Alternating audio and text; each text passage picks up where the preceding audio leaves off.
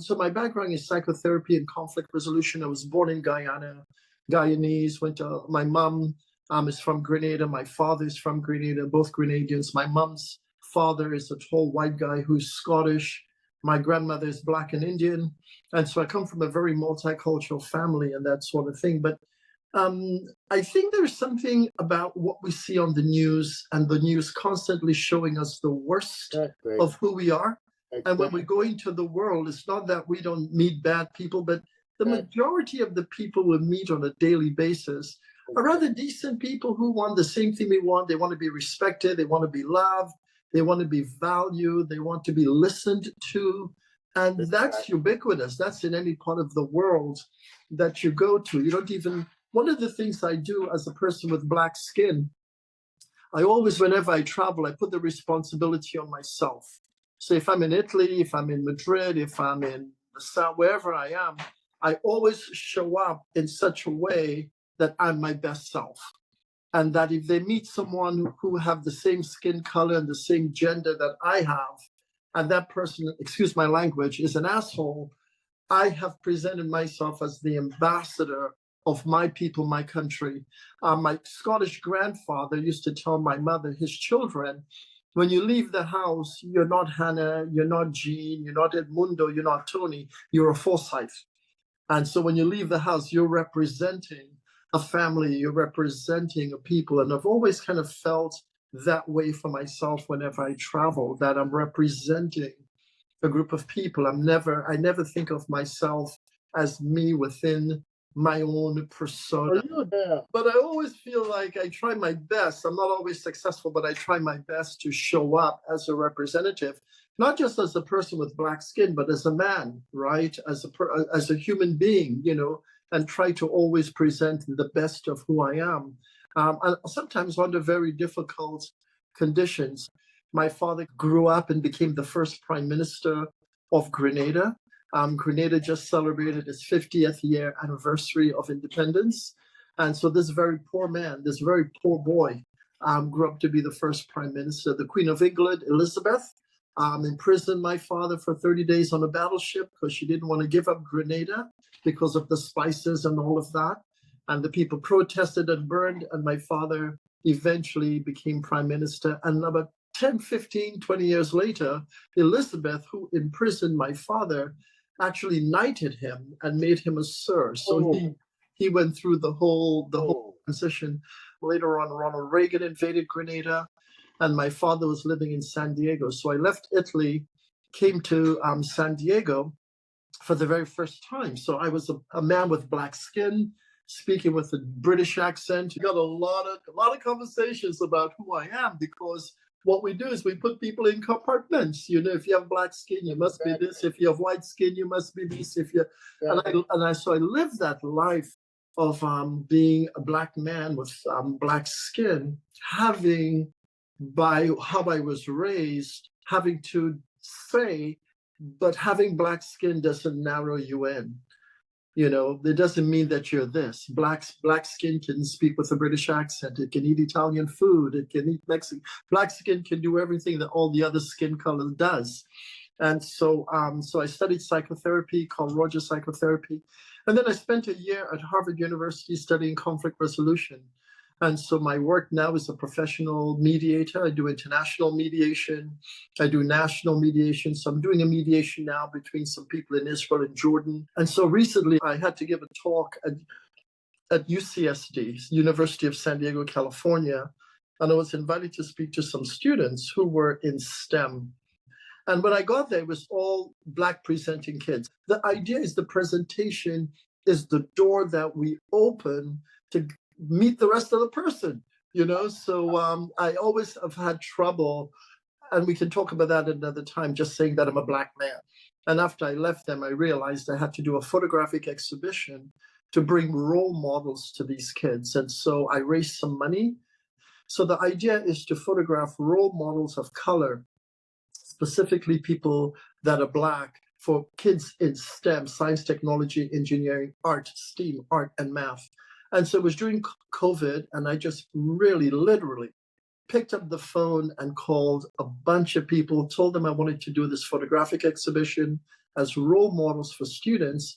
And they said yes. So the idea was to photograph these people in black and white, interview them about their life, their resiliency, their failures, their success, what made them who they were. And they all said yes. So the exhibition is going to be in Detroit Institute of Art. I think we'll launch it there. I'm meeting with the guy tomorrow at the Detroit Museum. We've raised $300,000. I have raised $300,000. I had an afro when I started. And then we're going to raise another $300,000 to finish the project. So the photographic exhibition is an exhibition to show the brilliance and the contribution of people with black skin, for the most part. Now, when I say black skin, Bianca Mullen Jones is black, and she's married to a Jewish man. Stefan Alexander is black and Scottish. And so when we talk about black, it's also a meditation on exactly what is black. Are you mixed? Do you? So I tell these stories not to be depressed or to be sad, but to really celebrate the fact that, and the project is called Brilliance Exposed. And the idea is to really expose the brilliance within each of us.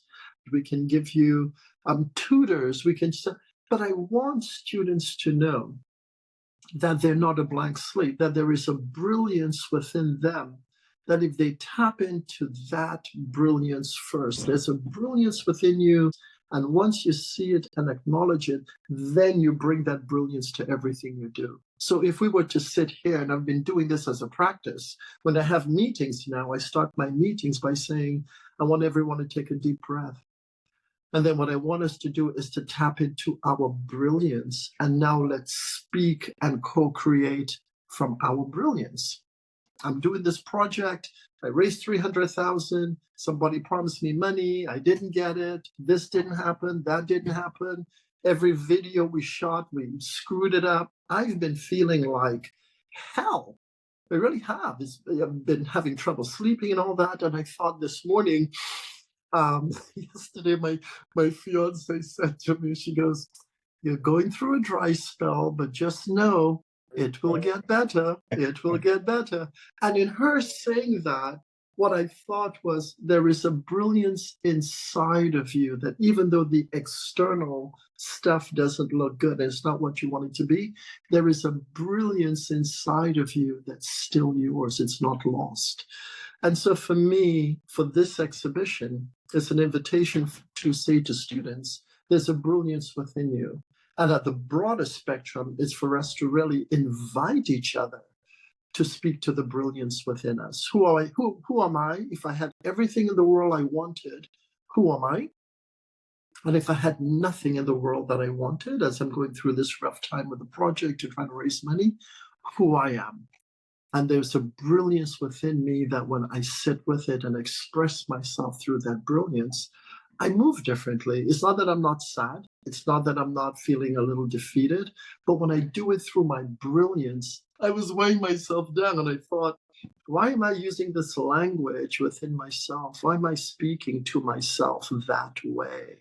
And so I changed it. And I said, how nice it is to be alive. How nice it is to witness my doing this project. How nice it is that I had the opportunity to sit with Gladys West, whose mathematics is the basis for GPS.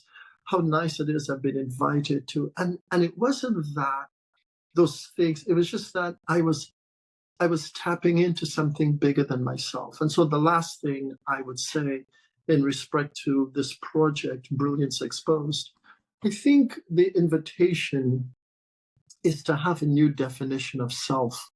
And the new definition of self isn't just me at the borders of my skin. It's the definition of Mandela. Mandela had a definition of himself, and it was all humanity. And he did that. When the people imprisoned him, he was kind to his prisoners. He didn't like it. He didn't want to be there. He knew it was wrong. And it's a different kind of strength. But when the definition of myself is just me, and these are you, I behave differently. So I didn't want to beg all the time for money. So I thought, let me create a product. So I learned from a guy that if you're going to do something, you have to model You have to model success. You have to model. So I called up Nike and I said, hey, I'm doing this project. Would you design a shoe for me? And they said yes. So this is the tennis shoes. It says Brilliance Exposed. And so what I want to do is start a movement of Brilliance Exposed so students can be invited to expose their brilliance. What's the brilliance inside of you and how do you expose it? I invite you to sit with me and talk with me, and I will speak with you through my brilliance. Kamala Harris wears this. I'm going to send her a pair of these. So the last thing I'll say, I promise, and I always think, I'm watching the news, and some of my friends are Trumpers, some of my friends are Kamala Harris. I see what's happening in Africa with the there's more deaths in Africa than what's happening in Ukraine and Russia. And I thought, if I say the world is a terrible place, and I'm behaving as a terrible person, I'm part of the problem. So I have to be able to look at the world and say, I don't like everything that's happening, but what am I contributing to the bigger element of the world? So I work very hard. I fall short all the time, but I work really hard to be cognizant and conscious of how I live in the world, So when people say I'm spiritual and I'm a good person, I'm like, you got to be working hard because that shit don't happen normally. Who are co-creating in STEM, in art, and bring them together and not have them feel lonely, but bring them into community.